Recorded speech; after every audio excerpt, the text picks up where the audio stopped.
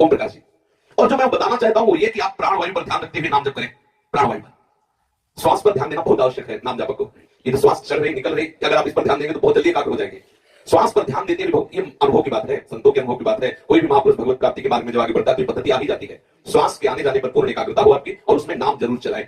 अगर आपको थोड़ा थोड़ा अभ्यास करना है तो आप 12-12 मिनट पहले सुबह प्रारंभ कीजिए। आप सीधे खड़े हो जाइए, हाथ पीछे बांध लीजिए, आंखें बंद कीजिए और समझो कि श्री कृष्ण तुम्हारे सामने खड़े हैं, या तुम ये समझ लो कि ओम प्रकाश तुम्हारे सामने खड़े। अपने मित्र से कह रहे, दोनों पैर बिल्कुल मिले हो, हाथ पीछे ऐसे बंधे हो, आंख मुंदी हो, भावना करो कि सामने श्री कृष्ण बंसी बजा रहे हैं। फिर आप धीरे धीरे बिना जबान से उच्चारण हुए हल्का सा उठ लिए और नाम पूरा आपको सुनाई दे, ऐसा आप खड़े होकर, अगर आपको डर लग रहा हो कि कहीं गिर न जाए तो दीवार का सहारा ले ले। आप 12 मिनट से प्रारंभ करें। आराम से श्वास ऊपर चलाते, श्वास नीचे करते, पैर दोनों पंजे मिला के पीछे से हाथ बांध के आंख मूंद के भावना करते, प्रभु सामने खड़े, फिर नाम जप करो। ये ओम प्रकाश जी ने इस पद्धति से अनुभव किया। आप देख लीजिए 2-4 दिन में इस अभ्यास से आपको लाभ मिलने लगेगा। 2-4 दिन में आपका मन लगने करके देख ले।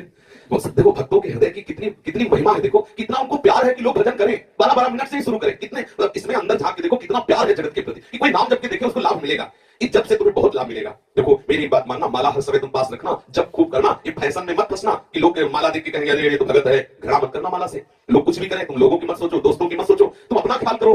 तुम दोस्तों के लिए खाते पीते नहीं हो, तुम श्री कृष्ण के लिए हो। दोस्त क्या कहेंगे, दोस्त पाप करेंगे तो बचा लेंगे क्या, जो पाप का फल मिलेगा। सावधान, आप अपने आस्तीन में लज्जा रूपी सर्प मत पाल लेना, नहीं डस लेगा और भक्ति का अंत हो जाएगा। साधक को लज्जा इस विषय में नहीं रखनी चाहिए कि लोग क्या करेंगे। कुछ दिन बकते रहेंगे कि अरे बड़ा भगत है, देखो इतनी अवस्था माला लेके घूमता है, ऐसा ऐसा तुम थोड़ा सुन लेना, पर कभी भजन मत छोड़ना। देखना तुम इस अंत में दुर्लभ शरीर को छोड़ करके आप भगवत चरणारविंद के समीप पहुंचोगे, और जो भजन नहीं करते वो दुर्लभ शरीर को छोड़कर रोएंगे, पछताएंगे, नरक भोगेंगे। भाई मैं तुमसे जरूर प्रार्थना करता हूं, लगातार तुम नाम जप करना, तुम्हारा जीवन बदल जाएगा। भाई एकांत में रहना, शांत रहना, ये मेरा पत्र नहीं, मेरा जीवन है। मैं जो लिख रहा हूं ये मेरा जीवन है, इसे अमूल्य समझना, नष्ट मत कर देना, इतना सस्ता मत समझ लेना। मैं अपना समय निकाल के तुम्हें लिख रहा हूं। फिर दूसरे पत्र में, प्रिय रामकरण, तुम्हारी उन्नति के साथ मुझे अपनी उन्नति में जोश आ रहा है। मैं इस जोश रूपी अग्नि में और घी डाल रहा हूं, पर तुम ध्यान रखना विषय रूपी पानी मत डाल देना, नहीं जोश ठंडा हो जाएगा। अगर जोश ठंडा हो गया तो भजन में सुख नहीं मिलेगा, भगवत प्राप्ति की आशा छूट जाएगी। इसलिए चेतो चेतो चेतो, सावधान, ये जोश कम न होने पाए। आपका ओम प्रकाश। तीसरे पत्र में लिखा, प्रिय रामनारायण और रामकरण मित्रों, आज हम विशेष साधना वालों में 2 से 3 हो गए। ये तो हमारी मित्र मंडली बहुत है, लेकिन वास्तव में आप दोनों मेरी मित्रता निभा रहे हैं, क्योंकि आप मेरे बताए हुए साधन पर चल रहे हैं। मैं 3 राह से तुम लोगों को बताना चाहता हूं। उनमें एक तो पहले बता चुका कि आप 12-12 मिनट ही सही, दीवार के सहारे ही सही, एकदम शांत एकांत खड़े होकर मन को प्रभु में लगाएं। दूसरा साधन यह है कि यदि आपका मन जप में न लगे तो आप कागज में लिखें।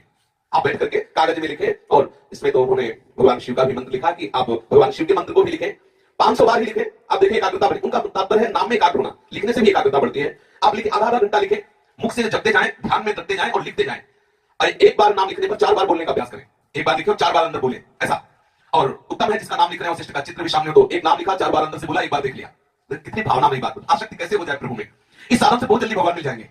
कोई भी साधन जो भगवत मार्ग में उपासक चलता है उसे विघ्न परास्त करते हैं, परास्त नहीं होना, अपनी को दृढ़ निष्ठा से चलना है। तीसरी बात मैं स्वयं आकर बताना चाहूंगा कि इन सब साधनों का सार यही है कि मैं इन्हीं आंखों से साक्षात श्री कृष्ण को देखूं। याद रखना, इन्हीं आंखों से श्री कृष्ण का दर्शन होगा। इन साधनों से तुम कलिकाल में वो वस्तु प्राप्त करोगे जो और युगों के बड़े बड़े महात्मा हजारों वर्षों में प्राप्त नहीं कर पाए। मैं तो चाहता हूं कि तुम सबको आज ही मैं श्री कृष्ण का साक्षात्कार करा दूं, पर जब तक नाम जप नहीं करोगे तब तक होने वाला नहीं। भाई जी भी महाराज यही कहते थे अपने परिकर से कि अगर मेरी बस हो तो मैं आज ही चाहता हूं कि राधा माधव से आज ही मिलवा दूं, पर करूं क्या। जब तक आपके हृदय में नाम जप नहीं होगा, आप मिलने के लिए व्याकुल नहीं होंगे, तब तक वो मिलने वाले नहीं। अगर मेरी बस से काम होता तो मैं भी मिलवा देता। ऐसा भाई जी भी अपने परिकर को कहते। देखो तुम आंख मीच लो और जोर से निश्चय करो कि मैं नाम जप करूंगा, तो आपको श्री कृष्ण मिल जाएंगे। एक बात और, जब कभी मानसिक कार्य ना कर रहे हो तो हर समय नाम मानसिक में चलाते रहना। आपकी प्रैक्टिस नाम की बहुत लाभदायक आपको अनुभव में आएगी। जल्दी जल्दी आप अपना अभ्यास बढ़ा लें, बीच में कोई विघ्न आपको परास्त न करे। यदि बीच बीच में तुम भूल जाते हो तो कोई बात नहीं, शुरुआत में ऐसा हो जाना भी ठीक है, लेकिन आगे चलकर आपको यह भी ध्यान रखना कि शौच होते समय भी नाम न छूटने पावे, प्रसाद पाते समय भी नाम न छूटने पावे। एक कौर में कई बार नाम जप करते हुए चबाओ, ऐसा। और जब सैया में लेटो तब नाम जप करते हुए जब तक तुम बेहोश न हो जाओ तब तक नाम जप ही चलना चाहिए। क्या तुम्हें भगवत प्राप्ति करनी है? अगर करनी है तो मैंने अपना समय निकालकर ये अक्षर लिखे, अक्षर अक्षर तुम्हें भगवत प्राप्ति कराने में समर्थ है। भाई से व्यर्थ मत जाने देना और भगवत